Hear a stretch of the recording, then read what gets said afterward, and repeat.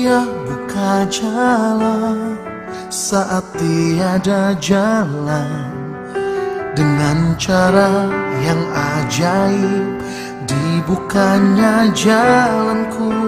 Dia menuntunku dan memeluk diriku, dengan kasih dan kuasanya Dia buka jalan, Dia buka jalan.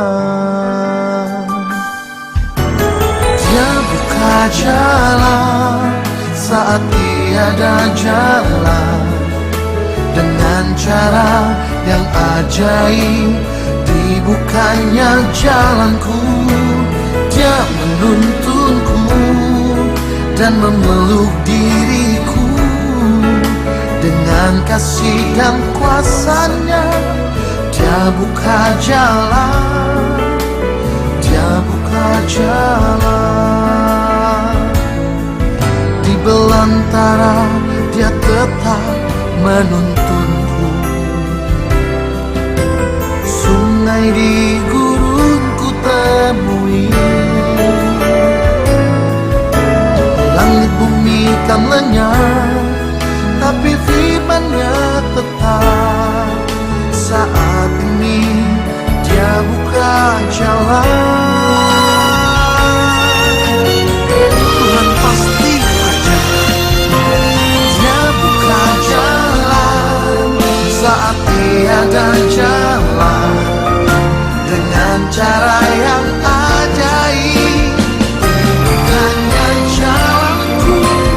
Dia menuntunku dan memeluk diriku, dengan kasih dan kuasanya Dia buka jalan, Dia buka jalan. Dengan kasih dan kuasanya Dia buka jalan, Dia buka jalan.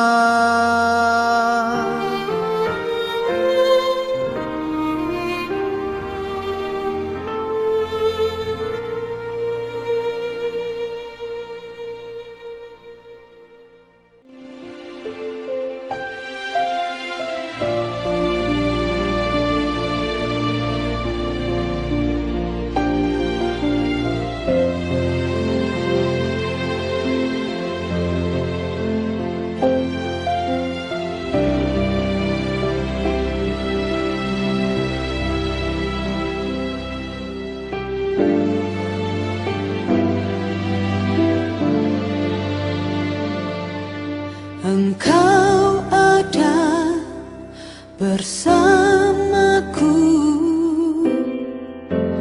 di setiap musim hidupku. Tak pernah Kau biarkan ku sendiri.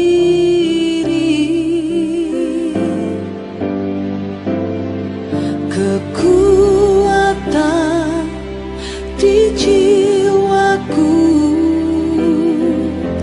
adalah bersamamu. Tak pernah ku ragukan kasih-Mu.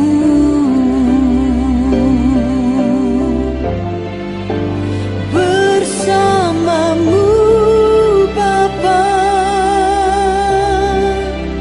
ku lewati semua.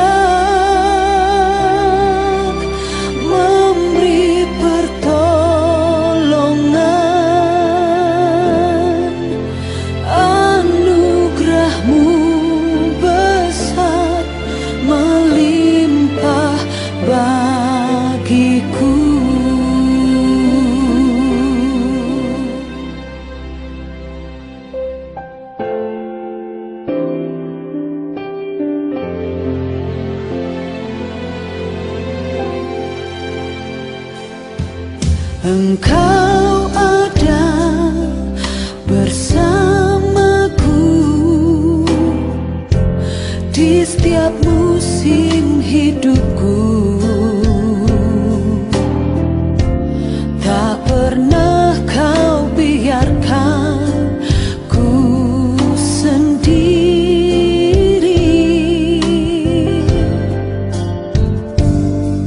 Kekuatan di jiwaku adalah bersamamu. Tak pernah ku ragukan kasihmu.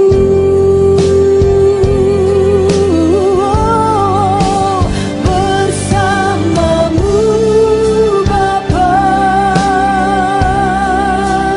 ku lewati semua.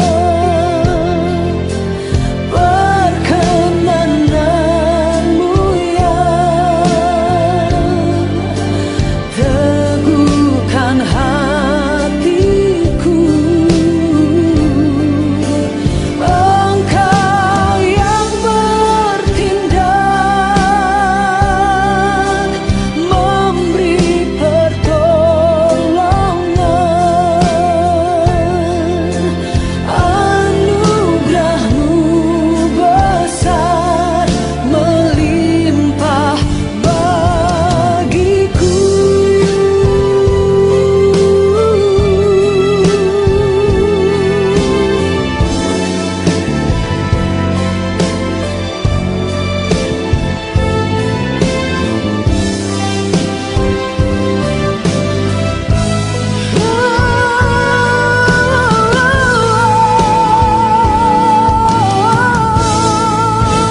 Bersamamu Bapa, ku lewati semua. Perkenananmu yang teguhkan hatiku. Engkau yang bertindak, memberi pertolongan. Anugerahmu besar, melimpah bagiku. Anugerahmu besar, anugerahmu Tuhan, anugerahmu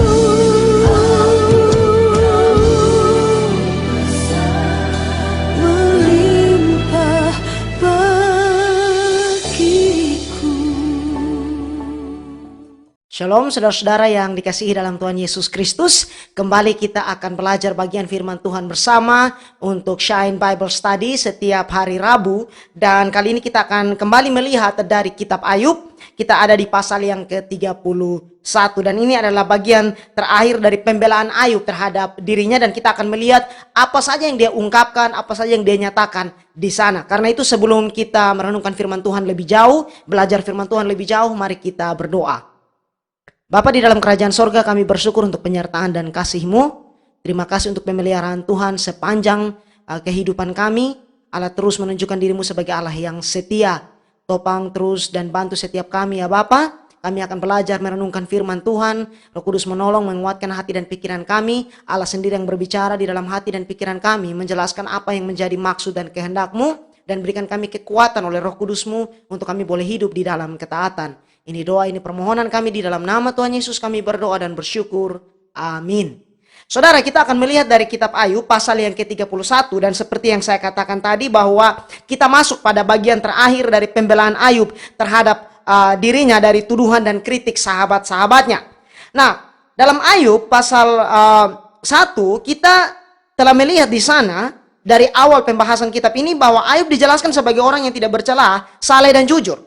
Dan di pasal yang ke-31 ini kemudian akan dengan jelas ditunjukkan seperti apa kehidupan seorang yang saleh itu. Nah, pasal ini juga cukup menarik karena memiliki hubungan yang kuat dengan khotbah di atas bukit, khotbah dari Tuhan Yesus di dalam Matius 5 sampai Matius yang ke-7. Seorang penafsir bernama Mike Mason memberi komentar demikian. Pada pasal 31 ini, di dalamnya ia menyentuh banyak masalah etika rohani yang sama dengan yang Yesus bahas dalam Matius 5 sampai Matius 7. Termasuk hubungan antara hawa nafsu dan persinahan, Ayub 31 ayat 1, ayat 9 sampai ayat yang ke-12. Kemudian bagaimana mengasihi sesama seperti mengasihi diri sendiri, Ayub 31 ayat 13 hingga ayat yang ke-15. Bagaimana bersikap murah hati dan hidup dalam suatu hidup yang adil di dalam Ayub 31 ayat 16 sampai 23. Dan juga dia mengangkat masalah mengenai hal cinta uang dan penyembahan berhala lainnya di dalam pasal yang ke-31 ini, ayat yang ke-24 hingga ayat yang ke-28. Nah, di sini saudara, saya ingin mengangkat beberapa hal yang kita bisa lihat bahwa di mana Ayub mengangkat pembelaan terhadap dirinya. Ada beberapa hal yang Ayub utarakan di sini. Dari ayat yang pertama sampai dengan ayat yang ke-34 kita akan lihat hal ini bagian demi bagian. Ayat yang pertama hingga ayat yang keempat, di sini Ayub menunjukkan bahwa dia tidak bersalah terhadap sikap hawa nafsu. Ayat pertama hingga ayat yang keempat, aku telah menetapkan syarat bagi mataku, masakan aku memperhatikan anak darah. Karena bagian apakah yang ditentukan Allah dari atas, milik pusaka apakah yang ditetapkan yang maha kuasa dari tempat yang tinggi? Bukankah kebinasaan bagi orang yang curang dan kemalangan bagi yang melakukan kejahatan? Bukankah Allah yang mengamat-amati jalanku dan menghitung segala langkahku? Nah, dalam membela kebenarannya, Ayub mulai dengan menjelaskan bahwa dia adalah orang yang murni secara moral. Dan di sini kita lihat bahwa dia tidak memandang seorang wanita dengan cara yang tidak murni atau cara yang tidak pantas. Hal ini juga mengisyaratkan bahwa mata merupakan pintu gerbang masuknya hawa nafsu, terutama bagi kaum pria. Tuhan Yesus memperingatkan dalam Matius 5 ayat 27 hingga ayat yang ke-28. Kamu telah mendengar firman, jangan berzina. Tetapi aku berkata kepadamu, setiap orang yang memandang perempuan serta menginginkannya sudah berzina dengan dia di dalam hatinya. Ada standar yang cukup tinggi yang Yesus tunjukkan di sini, dan ini hanya bisa kita lihat atau kita bisa hidupi dan kita bisa belajar untuk berjalan di dalamnya oleh kasih karunia Allah. Lalu di dalam Matius 6 ayat 22 hingga ayat yang ke-23, mata adalah pelita tubuh. Jika matamu baik, teranglah seluruh tubuhmu. Jika matamu jahat, gelaplah seluruh tubuhmu. Jadi jika terang yang ada padamu gelap, betapa gelapnya kegelapan itu. Jadi saudara, ini menolong untuk kita mengerti dari nasihat yang Kristus berikan bahwa kita harus menjaga apa yang kita lihat, terutama dengan zaman kita yang dimana segala hal bisa kita akses di internet. Lalu saudara, pemazmur di dalam Mazmur 119 ayat 37 juga berdoa demikian, lalukanlah mataku daripada melihat hal yang hampa, hidupkanlah aku dengan jalan-jalan yang kau tunjukkan. Nah, di sini saudara, saya ingin menyoroti sesuatu yang cukup menarik, bahwa Ayub mengatakan, aku telah menetapkan syarat bagi mataku. Di dalam Alkitab versi King James dicatat demikian, I have made a covenant with mine eyes. Artinya aku membuat perjanjian dengan mataku.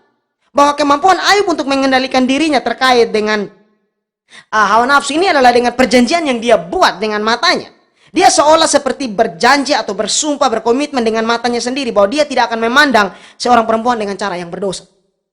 Ketika Ayub mengatakan bahwa dia telah membuat perjanjian dengan matanya untuk menjauhkan diri dari melihat hal yang bisa membuat atau membangkitkan hawa nafsu itu, ini tidak berarti bahwa dia berhenti atau tidak akan mengalami hawa nafsu itu sama sekali.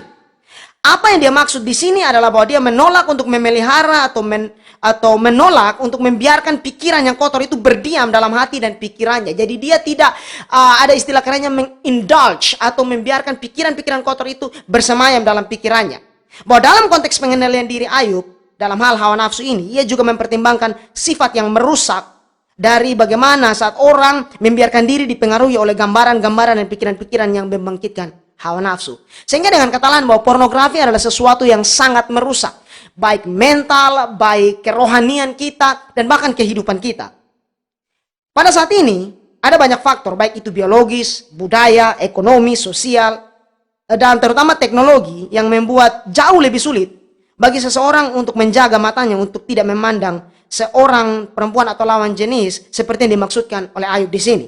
Namun demikian, kita tidak hilang harapan bahwa dengan kuasa Roh Kudus kita dapat dimampukan untuk taat kepada Allah dalam area ini.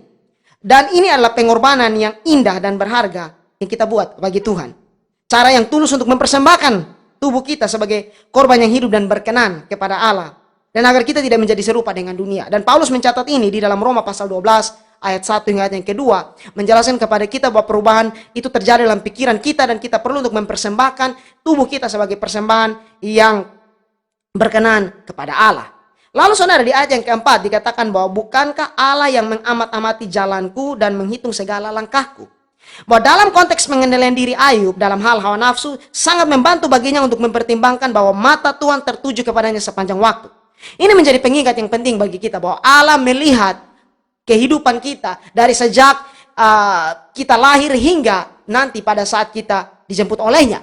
Jadi dalam setiap langkah kehidupan kita, Allah mengawasi dan melihat apa yang terjadi di dalam hidup kita. Bagaimana kita bersikap, bagaimana kita berpikir. Dan ini menjadi penting dan pengingat bagi kita untuk terus menjaga hati dan hidup kita. Kita mungkin tidak sempurna, tetapi kita perlu belajar untuk bergantung kepada kasih karunia Allah untuk berjalan di dalam ketaatan.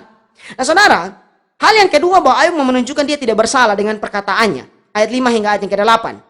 Jikalau aku bergaul dengan dusta atau kakiku cepat melangkah ke tipu daya, biarlah aku ditimbang di atas neraca yang teliti. Maka Allah akan mengetahui bahwa aku tidak bersalah. Jikalau langkahku menyimpang dari jalan dan hatiku menuruti pandangan mataku dan noda melekat pada tanganku, maka biarlah apa yang kutabur dimakan orang lain dan biarlah tercabut apa yang tumbuh bagiku. Bahwa Ayub juga menyatakan hidupnya tidak bercela karena dia menjalani kehidupan yang pada dasarnya berjalan dengan benar. Dia tidak takut untuk ditimbang, dikatakan di sini dengan neraca yang teliti dan hidupnya diperiksa dengan cara yang jujur. Artinya bahwa Ayub adalah orang yang memiliki integritas atau sikap hidup yang dapat dipertanggungjawabkan. Nah, ini penting bagi kita dan di sini saya ingin menarik untuk penerapan kita di dalam kehidupan kita saat ini bahwa dengan hal ini kita melihat persekutuan menjadi sesuatu yang penting. Bahwa di sana saudara seiman kita bisa menolong kita untuk kita menjadi orang yang bertanggung jawab di dalam kehidupan kita. Yang mampu untuk atau bisa untuk menolong kita mengawasi langkah dan kehidupan kita. Dan ini penting bahwa setiap kita punya sikap hidup dan keinginan untuk memiliki satu hidup yang bertanggung jawab di dalam Tuhan. Dalam kehidupan kita bertanggung jawab atas apa yang kita katakan, apa yang kita pikirkan, dan apa yang kita lakukan. Lalu saudara, yang ketiga, Ayub juga bukan seorang yang melakukan persinahan. Ini kembali berhubungan dengan apa yang sudah kita lihat di ayat yang pertama hingga ayat yang keempat tadi. Di ayat yang ke-9 hingga ayat yang ke-12, dia katakan bahwa jikalau hatiku tertarik kepada perempuan dan aku menghadang di pintu sesamaku, biarlah istriku menggiling bagi orang lain dan biarlah orang-orang lain meniduri dia. Karena hal itu adalah perbuatan mesum, bahkan kejahatan yang patut dihukum oleh hakim. Sesungguhnya itulah api yang memakan habis dan menghanguskan seluruh hasilku. Jadi lihat bahwa area berikut yang Ayub nyatakan berkaitan dengan kesetiaannya kepada istrinya dalam hal pernikahan. Dia mengerti bahwa ini lebih dari sekedar aspek seksual, tetapi juga melibatkan yang namanya sikap hati untuk tidak terlibat kepada persinahan itu.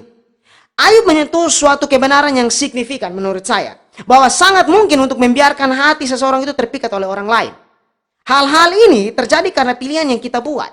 Terkadang kita membiarkan hati kita untuk jatuh ke dalam pencobaan. Di ayat yang ke-12 dia katakan, sesungguhnya itulah api yang memakan habis dan menghanguskan seluruh hasilku.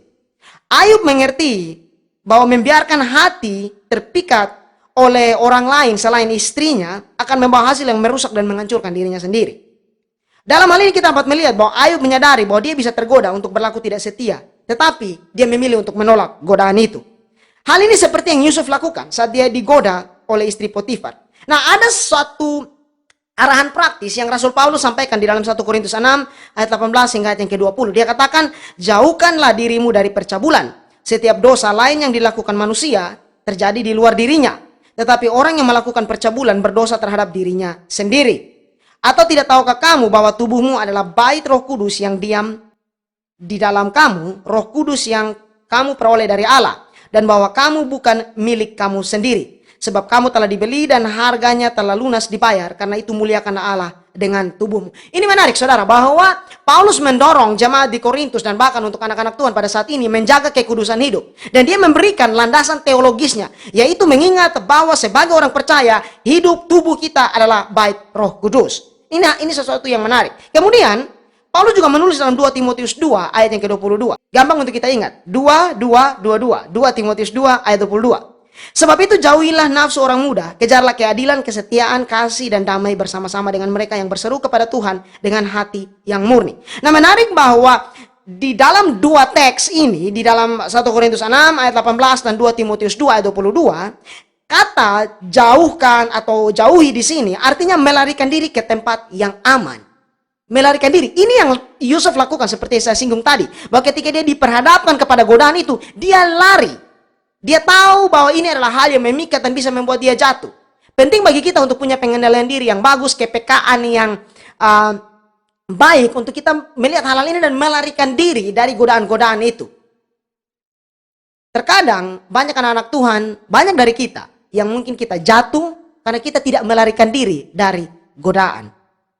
Kita perlu berdoa untuk Tuhan menguatkan hati dan pikiran kita, memberikan kita hikmat dan kekuatan dan keteguhan hati untuk melakukan hal yang benar. Lalu saudara, hal yang keempat, Ayub tidak memperlakukan hamba-hambanya dengan kejam. Dia menjelaskan akan hal ini di ayat yang ke-13 hingga ayat yang ke-15.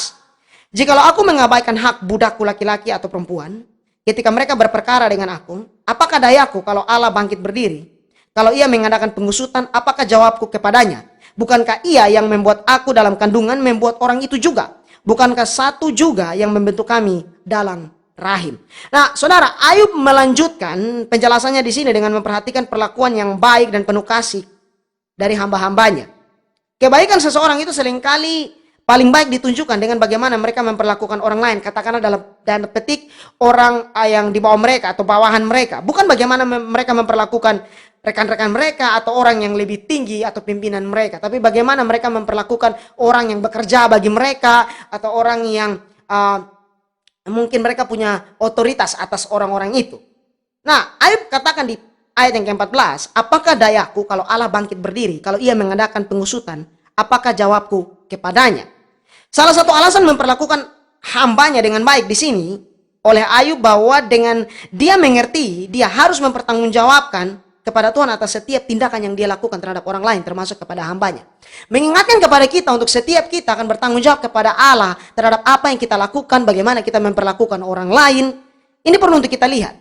Lalu hal yang berikut bahwa di ayat yang ke-15 dia katakan, bukankah ia yang membuat aku dalam kandungan, membuat orang itu juga? Bukankah satu juga yang membentuk kami dalam rahim? Ini hal yang penting bahwa Ayub memperlakukan hamba-hambanya dengan baik karena dia menghargai keberadaan mereka sebagai ciptaan Tuhan, sama seperti dia. Ini luar biasa bahwa di mana pada masa itu, pada zaman Ayub, pada zaman Alkitab itu hampir secara universal bahwa seorang pelayan atau budak itu tidak dianggap memiliki hak dan martabat, melainkan hanya dianggap sebagai properti atau barang yang dimiliki oleh tuannya. Sehingga Ayub menunjukkan satu gebrakan di sini, sesuatu yang sangat berbeda bahwa dia bahkan memandang kepada hamba-hambanya sebagai orang yang bermartabat, orang yang sama-sama ciptaan Tuhan di hadapan dia. Kembali, bagaimana kita memperlakukan orang lain? Bagaimana kita menilai orang lain? Ini penting untuk kita melihat bahwa kita melihat, memperhatikan, mengasihi mereka sebagaimana Allah telah mengasihi kita. Kita menyadari bahwa mereka juga adalah ciptaan Tuhan. Saya ingin menarik ini juga lebih jauh bahwa penting untuk kita menunjukkan kasih, menyampaikan kabar sukacita, Injil keselamatan kepada orang lain sebagaimana kita sudah menerima kabar sukacita keselamatan itu. Sebab apa? Bahwa kita dan mereka adalah sama-sama orang berdosa. Allah telah menunjukkan kebaikannya kepada kita di mana kita diselamatkan, kita perlu untuk membagikan atau menyampaikan hal itu kepada orang lain. Lalu di bagian yang berikut, bagian yang kelima di ayat 16 sampai 23, bahwa Ayub menunjukkan dia tidak mengorbankan orang miskin atau orang yang lemah. Dia katakan bahwa jikalau aku pernah menolak keinginan orang-orang kecil, menyebabkan mata seorang janda menjadi pudar, atau memakan makananku seorang diri sedang anak yatim tidak turut memakannya, malah sejak mudanya aku membesarkan dia seperti seorang ayah, dan sejak kandungan ibunya aku membimbing dia. Jikalau aku melihat orang mati karena tidak ada pakaian, atau orang miskin yang tidak mempunyai selimut, dan pinggangnya tidak meminta berkat bagiku, dan tidak dipanaskannya tubuhnya dengan kulit bulu dombaku. Jikalau aku mengangkat tanganku melawan anak yatim karena di pintu gerbang aku melihat ada yang membantu aku, maka biarlah tulang belikatku lepas dari bahuku, dan lenganku dipatahkan dari persendiannya. Karena celaka yang daripada Allah menakutkan aku, dan aku tidak berdaya terhadap keluhurannya. Ayub menekankan bahwa dia telah berbuat baik kepada orang yang miskin, kepada orang yang tidak berdaya. Di sini dia mengangkat tentang janda dan yatim piatu. Nah, penting bahwa dia menunjukkan bahwa kalau dia tidak menolong mereka, biarlah dirinya binasa, biarlah dirinya mengalami hal yang menyakitkan. Tetapi kembali dengan cara yang sama sebelumnya, Ayub bahkan berani menyerukan kutukan pada dirinya sendiri. Jika benar bahwa dia tidak memperhatikan orang miskin dan orang yang tidak berdaya seperti yang dia klaim. Dia tahu bahwa jika dia kejam dan menindas orang lain, maka memang dia pantas dihukum. Menarik bahwa salah satu ciri atau tanda dari jemaat mula-mula adalah mereka memperhatikan orang-orang yang susah, orang-orang yang tidak berdaya, orang-orang yang berkekurangan. Sehingga kehidupan mereka saling ditopang satu sama lain. Ini yang dimaksud dengan persekutuan, saling membagi, saling mendukung, saling menopang satu sama lain. Lalu saudara, di bagian yang ke-6, ayat 24 hingga yang ke-28, Ayub menunjukkan bahwa dia tidak serakah atau dia adalah orang yang menyembah ilah palsu. Dia katakan bahwa jikalau aku menaruh kepercayaan kepada emas dan berkata kepada kencana, engkaulah kepercayaanku. Jikalau aku bersuka cita karena kekayaanku besar dan karena tanganku memperoleh harta benda yang berlimpah-limpah. Ini ayat 24 hingga ayat ke-25. Kita lihat bahwa Ayub tahu bahwa orang kaya seringkali mudah percaya atau bergantung kepada kekayaannya, mengandalkan kekayaannya. Karena itu dia kembali menegaskan bahwa dia tidak menjadikan kekayaannya itu sebagai harapan atau kepercayaannya atau sumber sukacitanya. Dia mengerti dan menunjukkan bahwa sukacita yang terbesar adalah persekutuannya dengan Allah. Lalu di ayat yang ke-26 hingga ayat yang ke-28. Jikalau aku pernah memandang matahari ketika ia bersinar dan bulan yang beredar dengan indahnya, sehingga diam-diam hatiku terpikat dan menyampaikan kecupan tangan kepadanya, maka hal itu juga menjadi kejahatan yang patut dihukum oleh hakim karena Allah yang di atas telah kuingkari. Nah, di sini kita perlu mengerti bahwa kata memandang di sini, memandang matahari, memandang bulan di sini, bukan dalam artian melihat atau mengagumi keindahan ciptaan Tuhan itu, tetapi lebih kepada hal penyembahan kepada benda-benda langit itu. Jadi yang Ayub maksudkan di sini bahwa dia tidak terlibat dalam praktek penyembahan berhala. Hatinya tidak diam-diam terpikat kepada penyembahan berhala atau mengagumi hal-hal yang di luar dari Allah itu. Nah, satu hal yang menarik, bahwa banyak ahli Alkitab berpendapat bahwa kitab Ayub ini adalah salah satu kitab yang tertua, yang ditulis bahkan mungkin sebelum zaman Musa.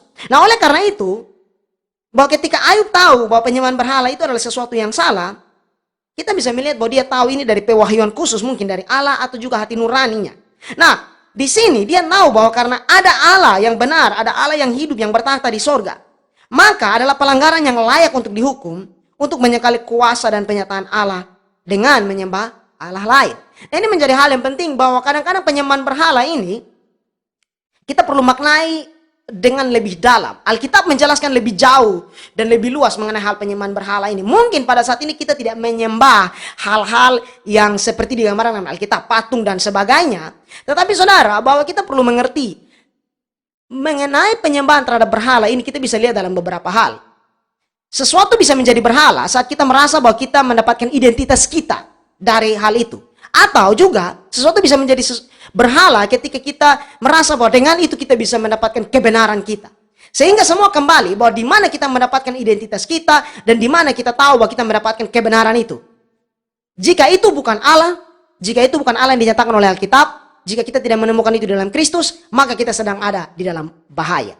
Kita perlu kembali untuk melihat bahwa identitas dan kebenaran kita adalah dari Kristus yang telah datang, mati, bangkit untuk menebus kita. Lalu saudara, Ayub juga menunjukkan bahwa secara umum dia bukanlah orang yang bersalah. Ini seperti menyimpulkan akan hal ini. Ayat 29 hingga ayat yang ke-34. Kita lihat terlebih dahulu ayat yang ke-29 sampai ayat yang ke-32 di sini. Apakah aku bersuka cita karena kecelakaan pembenciku dan bersorak-sorai bila ia ditimpa malapetaka? Aku takkan membiarkan mulutku berbuat dosa, menuntut nyawanya dengan mengucapkan sumpah serapah. Jikalau orang-orang di kemah mengatakan, siapakah yang tidak kenyang dengan lauknya, malah orang asing pun tidak pernah bermalam di luar, pintuku kubuka bagi musafir. Jadi Ayub menjelaskan bahwa dia tidak merasa senang dengan kesusahan dari pembenci-pembenci atau musuh-musuhnya. Dia tidak merasa bahagia ketika musuh-musuhnya menderita atau dihancurkan. Nah, ini tentu saja merupakan salah satu tanda dari orang yang berkenan di hati Tuhan. Mengapa? Karena Allah pun tidak menghendaki kehancuran orang fasik, tapi menginginkan mereka untuk bertobat. Yeskiel 33 ayat 11. Katakanlah kepada mereka, demi aku yang hidup demikianlah firman Tuhan Allah. Aku tidak berkenan kepada kematian orang fasik, melainkan aku berkenan kepada pertobatan orang fasik itu dari kelakuannya supaya ia hidup. Bertobatlah, bertobatlah dari hidupmu yang jahat itu. Mengapakah kamu akan mati, hai kaum Israel? Allah mau untuk mereka yang tidak hidup di dalam Tuhan, yang hidup di dalam dosa, dalam pelanggaran, untuk datang dan bertobat. Bukan untuk mereka binasa. Dan kita perlu belajar untuk memiliki hati yang meneladani kasih Kristus itu. Bahwa ingin untuk orang lain diselamatkan. Argumen atau pandangan dasar dari sahabat-sahabatnya Ayub ini bahwa Ayub, meskipun dia tampak benar, menurut mereka dia menutupi beberapa dosa serius yang membuat dia mengalami malapetaka yang menimpanya itu. Oleh karena itu di sini Ayub bersikeras bahwa dia tidak menutupi dosa-dosanya.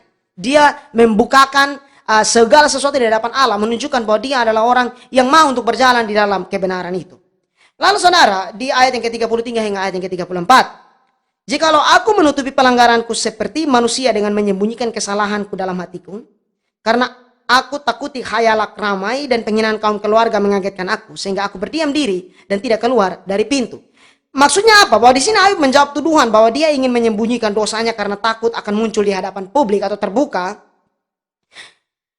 Menarik untuk melihat bahwa sahabat-sahabatnya Ayub ini mungkin telah mengenal orang-orang yang nampaknya menunjukkan diri sebagai orang yang benar, tetapi sebenarnya menyembunyikan dosa-dosa tertentu. Dan kemudian akhirnya mereka mengalami malapetaka karena dosa-dosa itu. Tetapi di sini Ayub menunjukkan bahwa dia memprotes hal itu jika diterapkan kepada dirinya. Dia tidak seperti orang-orang itu yang menyembunyikan dosa mereka karena takut dipermalukan atau dihina di hadapan umum. Nah saudara, di sini kita akan masuk kepada bagian berikutnya, yaitu Ayub mengakhiri pembelaannya. Dia katakan di ayat yang ke-35 hingga ayat yang ke-37. Sekiranya ada yang mendengarkan aku, inilah tanda tanganku. Hendaklah yang Maha Kuasa menjawab aku. Sekiranya ada surat tuduhan yang ditulis lawanku, sungguh surat itu akan kupikul dan akan kupakai bagaikan mahkota. Setiap langkahku akan kuberitahukan kepadanya selaku pemuka, dan aku akan menghadap dia. Ayub benar-benar yakin bahwa yang dia butuhkan adalah pembelaan, setidaknya jawaban dari Tuhan. Sahabat-sahabatnya benar-benar menganalisis situasi dan kemudian melihat hal itu, tetapi kemudian sampai kepada kesimpulan yang salah. Ayub sendiri tidak dapat memahami keadaan atau peristiwa yang dia alami secara utuh. Di sini dia berseru kepada Tuhan untuk menjawab apa yang sudah Allah izinkan terjadi dalam kehidupannya. Menarik bahwa pada akhirnya Ayub sendiri menunjukkan rasa penyesalan. Karena dalam satu sisi dia juga berpikir bahwa Allah sedang menentang atau melawan dirinya. Ayub memang yakin dengan apa yang dia ketahui. Bahwa dia adalah orang yang tidak bercela, orang yang jujur. Dia yakin bahwa tidak ada yang dia lakukan yang layak untuk membuat dia mendapatkan musibah itu. Tetapi sebenarnya ada hal-hal yang tidak dia lihat. Demikian juga dengan sahabat-sahabatnya. Mereka tidak melihat hal-hal yang terjadi di alam spiritual, di alam rohani, yang kita bisa lihat di pasal yang pertama dan pasal yang kedua, percakapan antara Allah dan iblis di sana. Nah, di sini Ayub mengira bahwa dia sudah mengetahui semuanya, tetapi ternyata tidak. Terkadang kita melompat atau melihat masuk kepada kesimpulan yang terlalu tergesa-gesa saat kita mungkin dalam pergumulan. Kita mungkin belum melihat ujungnya, sehingga penting untuk kita perlu setia di dalam setiap proses yang Allah izinkan untuk terjadi. Kita akan lihat di sini bagian terakhir di mana perkataan penutup dari Ayub ayat 38 hingga ayat yang ke-40. Jikalau ladangku berteriak karena aku dan alur bajaknya menangis bersama-sama, jikalau aku memakan habis hasilnya dengan tidak membayar dan menyusahkan pemilik-pemiliknya, maka biarlah bukan gandum yang tumbuh tetapi onak, dan bukan jelai tetapi lalang. Sekianlah kata-kata Ayub. Di sini saudara, bukannya tidak ada lagi kata-kata dari Ayub atau tidak ada lagi perkataan dari Ayub dalam kitab ini, tetapi dia akan berbicara lagi pada pasal-pasal selanjutnya. Di sini yang dimaksud dengan perkataan bahwa sekianlah kata-kata Ayub, bahwa Ayub sudah selesai memperdebatkan kasusnya. Dia selesai untuk mempertahankan pembelaannya. Kita akan melihat nanti ada satu tokoh berikut yang berusaha untuk memperbaiki masalah ini. Tetapi kemudian nanti Tuhanlah yang akan datang, muncul dan berbicara kepada Ayub. Bagi Ayub, Allah mungkin nampak diam. Tetapi nanti kita akan lihat bahwa Allah mengawasi setiap bagian dalam pergumulan dan seruan Ayub. Dan saat Allah menjawab dia, Ayub akan sampai kepada sikap rendah hati, menyadari akan kedaulatan serta kemahakuasaan Allah. Maka pada titik ini, kita telah mencapai akhir dari ungkapan rasa sakit hati atau ungkapan hati Ayub. Ujungnya adalah keheningan. Ini adalah kesempatan yang nantinya Allah akan berbicara kepada dia. Terkadang Tuhan menunggu sampai kita mengatakan segalanya. Dan kemudian dalam keheningan yang dia siapkan, dia menjawab dan menyatakan hatinya bagi anak-anaknya. Penting bagi kita untuk berdiam di kaki Tuhan, menanti jawaban Tuhan, dan terus bergumul di dalam doa, mencari kehendak dan hatinya. Kita lihat di sini bahwa terkadang mungkin kita merasa Allah nampak diam dalam setiap pergumulan kita. Tetapi seperti keadaan Ayub, Allah mengawasi setiap langkah kehidupan kita. Bagian kita adalah kita perlu untuk berpengharapan di dalam Dia, menanti pekerjaan yang Dia lakukan dan proses yang Dia kerjakan di dalam hidup dan hari-hari kita. Kita berdoa.